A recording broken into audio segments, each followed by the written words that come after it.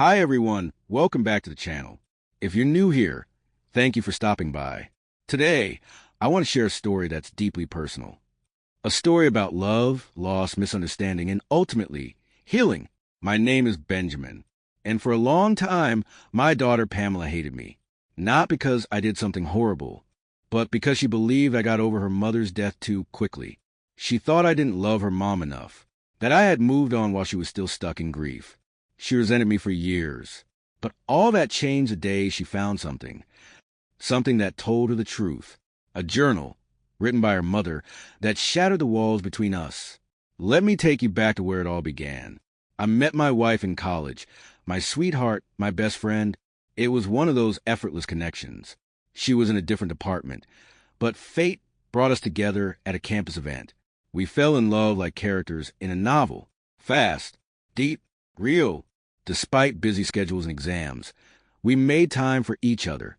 Even when everything else was chaotic, she was my peace. After graduation, I landed a stable job. We got married in a quiet ceremony, just family, close friends, simple, beautiful. Not long after that, she told me she was pregnant. I remember pulling her into a hug and whispering, "We're ready." That baby became our world. Pamela, she lit up our lives. We poured every drop of love we had into raising her. It wasn't always easy, but it was full of joy. When Pamela turned 4, we started thinking about having another child. We were hopeful, excited, but then my wife started feeling off, tired all the time, a sore throat that wouldn't go away. We thought it was a cold, maybe stress, but a visit to the hospital changed everything. The doctor came in with that face, the one you never forget. That expression that says this isn't good. They found a cancerous cell in her throat, a rare, tricky area.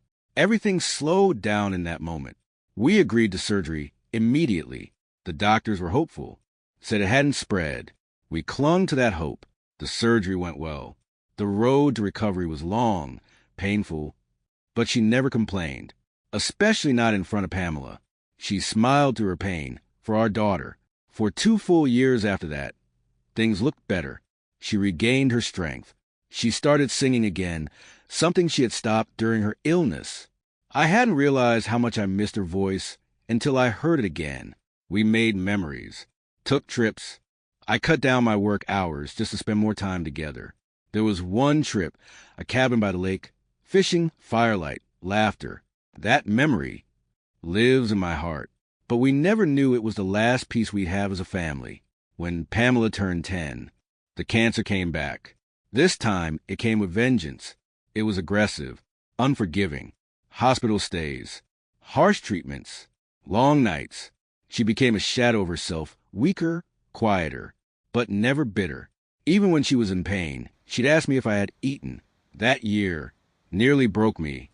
I was her husband, her nurse, Pamela's father, and somehow still an employee trying to keep it together. I would cry silently in the car or the bathroom. I couldn't fall apart in front of Pamela. She needed strength, but inside I was shattering. And then, one day, she was gone.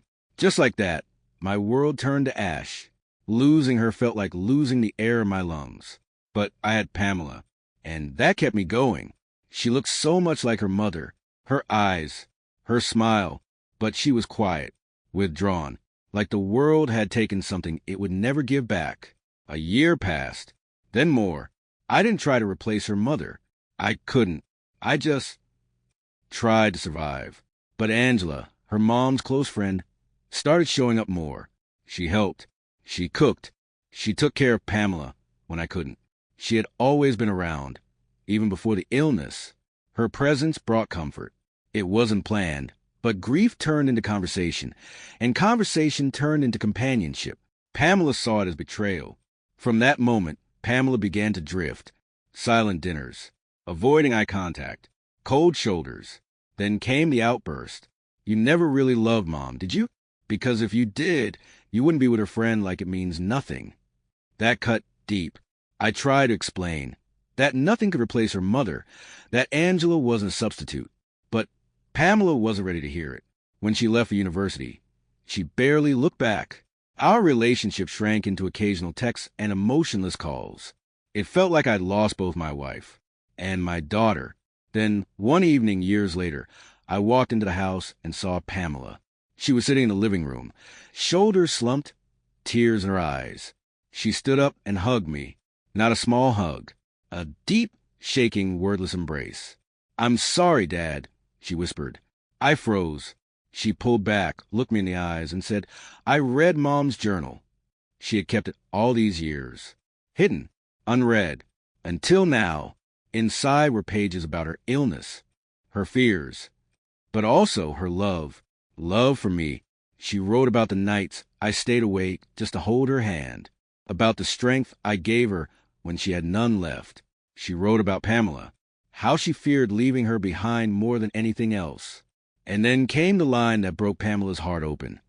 "If you're reading this, promise me you won't close yourself off. I want you to find peace, even love. You gave me everything. Don't spend your life drowning in grief." Pamela told me she hadn't been ready to hear that back then. But now, she saw me, really saw me. She said she was sorry for judging me, for pulling away, for assuming I had forgotten her mother. She said she finally understood. She also told me something that stunned me. Her mother had spoken to Angela before she passed, asked her to look after both of us. She had trusted Angela, believed in her. Suddenly, everything made sense. We sat there in silence that night, a silence that didn't hurt, a silence that healed. And when Pamela said, "You deserve to be happy, Dad," I felt something inside me finally exhale. Grief is a strange thing. Sometimes it builds walls so tall, you can't see the love still standing on the other side. But when the truth finally breaks through, there's a chance to rebuild. I didn't need permission to move on. I needed my daughter back. And that hug, that forgiveness, that understanding, it gave me my life back. Thank you for listening to our story. If this touched you, don't forget to like, comment, and subscribe. And if you're going through grief, know this. Healing doesn't mean forgetting. It means carrying love forward. Until next time, take care